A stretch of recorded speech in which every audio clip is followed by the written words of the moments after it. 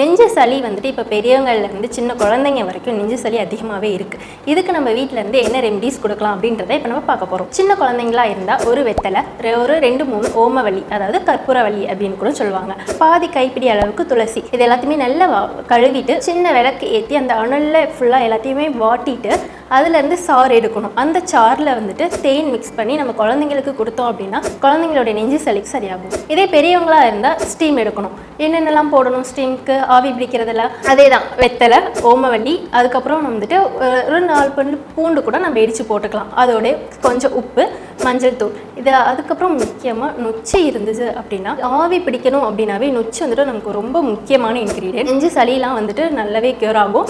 தேங்காய் நார் இருக்குது பார்த்தீங்களா, அந்த நார்லையுமே வந்துட்டு நம்ம நெருப்பில் சுட்டு அந்த புகையை நம்ம மோந்தோம் அப்படின்னாமே வந்துட்டு இருமல் மூலியமாக நம்ம சளி வந்துட்டு எல்லாமே வெளியே வரும். சரண்ஸ் ஹாஸ்பிட்டல்ஸ்